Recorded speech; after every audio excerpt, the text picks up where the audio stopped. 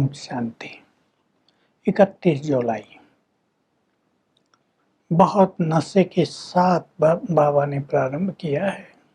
बच्चे, तुम्हें अपार खुशी होती है कि हम भगवान के सामने बैठे हैं, उसे सुन रहे हैं। वो आए हैं हमारे सम्मुख। क्या करने आए हैं? हमें विश्व की बादशाही देने आए हैं। तो निराकार है, कैसे आएगा? बाबा कह रहे, बच्चे मैं निराकार हूँ, तुमसे कैसे मिलूं, तुम्हें कैसे ज्ञान दूं, तुम मेरी बात कैसे सुनो? तो मैं साकार प्रजापिता ब्रह्मा के तन में आता हूँ, तुम्हें अडॉप्ट करता हूँ। वैसे तो तुम संसार की सब आत्माएं मेरे बच्चे हो, पर मैंने तुम्हें इस ब्रह्मा के द्वारा आकर ब्राह्मण बनाया है। अब तुम मेरे से सत्य ज्ञान सुन रहे हो। तुम पुकारते थे, कहते थे भक्ति करते करते भगवान मिल जाएंगे, भक्ति से भगवान मिल जाएंगे। फिर कहते थे हे भगवान आकर भक्तों की रक्षा करो। दो बातें हो गई। तो किसने दुखी किया भक्तों को? किसने आपदा लाई भक्तों पर? अब ये तुम जानते हो। माया, रावण, 5 विकार, इन्होंने दुख दिया, इन्होंने पतित बनाया। भक्ति तो करते रहे, पर माया रावण का प्रभाव भी बढ़ता रहा।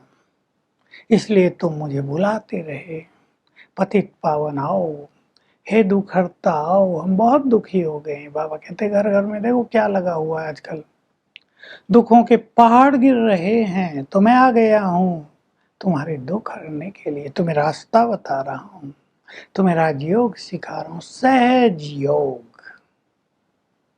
अभी तो दुखों के पहाड़ गिरने वाले हैं। बाबा हमें भविष्य की झलकियां अवश्य दिखाते हैं। बाबा कहते हैं कई लोग करोड़पति अरबपति होते हैं तो बड़ा नशा रखते हैं, हम तो स्वर्ग में हैं। बाबा कहते हैं ये मिल्कियत तो एक सेकंड में मिट्टी में मिल जाएगी। बहुत त्राही त्राही होंगी, महाविनाश होगा, नेचुरल कैलेमिटीज होंगी, दुखों के पहाड़ गिरेंगे, लेकिन उसके बाद आएगा स्वर्ग। तुम स्वर्ग में चले जाओगे। तुम तो पूज्य थे, निर्विकारी थे, पुजारी बन गए।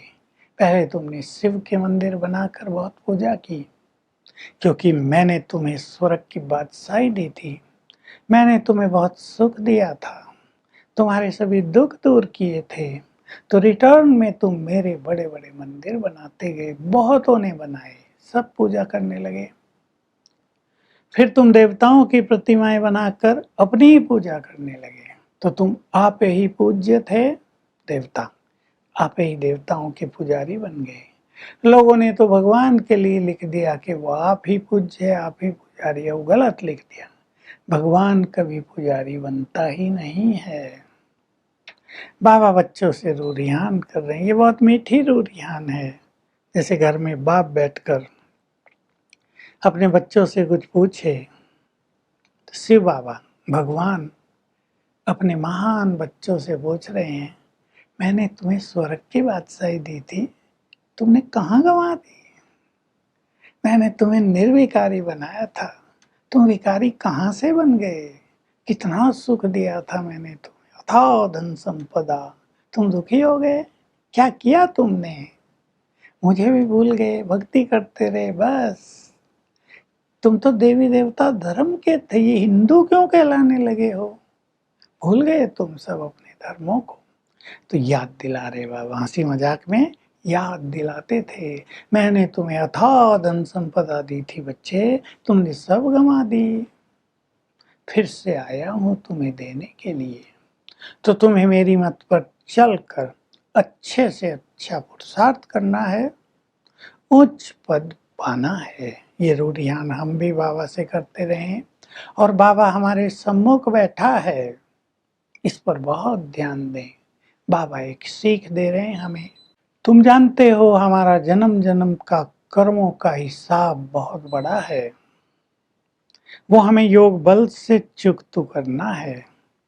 अगर हमारा योग अच्छा नहीं होगा, अगर हमारी बुद्धि भटकती होगी, अगर देह के संबंधियों में लगी होगी, तो हिसाब किताब चुकता नहीं होगा, सजाएं खानी पड़ेंगी, पद भी नष्ट हो जाएगा।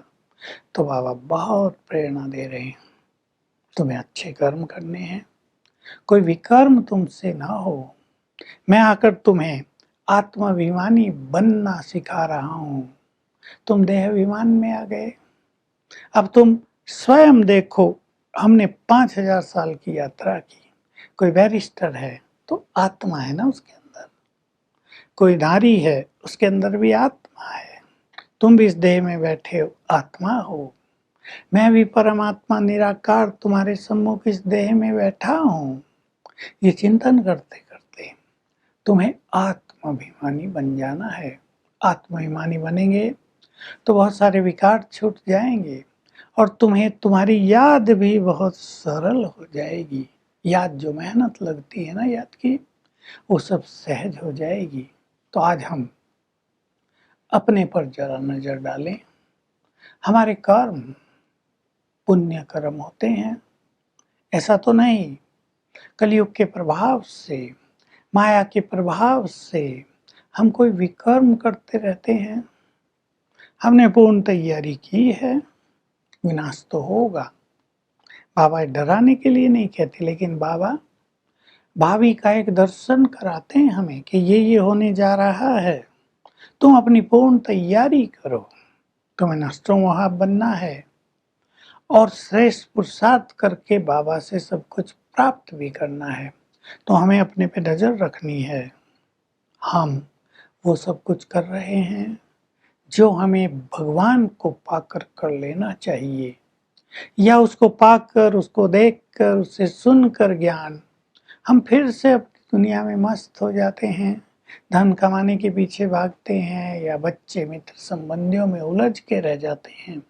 तो हमें अंतर्मुखी होकर अपनी जांच करनी चाहिए। वरदान है, अपने शांत स्वरूप में स्थित होकर चारों ओर शांति की किरणें फैलाने वाले मास्टर शांति के सागर भव।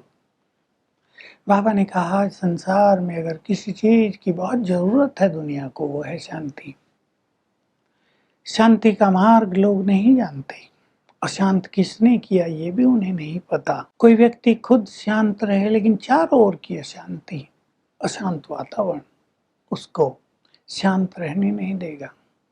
तो मैं मास्टर शांति का सागर हूँ, इस धरा पर शांति स्थापित करने आया हूँ। इस स्मृति से, शांति के सागर से शांति किरणें लेकर चारों ओर फैलाओ।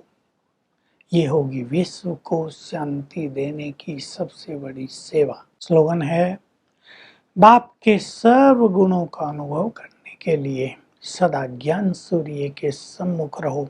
तो आज के 2 अभ्यास होंगे हमारे। मैं मास्टर ज्ञान सूर्य हूँ और ज्ञान सूर्य से बाबा सामने कुछ दूरी पर है, 10 फुट पर है, और उसकी किरणें मुझ पर पड़ रही हैं। दूसरा अभ्यास हर घंटे करेंगे, मैं मास्टर शांति दाता हूँ। बाबा से शांति की किरणें आ रही हैं और सारे संसार में फैल रही हैं। हर घंटे में एक बार ये दोनों अभ्यास अवश्य करेंगे या ट्रैफिक कंट्रोल पर करेंगे। Om Shanti. To watch Peace of Mind channel videos on YouTube, subscribe us on youtube.com/tvpeaceofmind. Just a click for a peaceful life.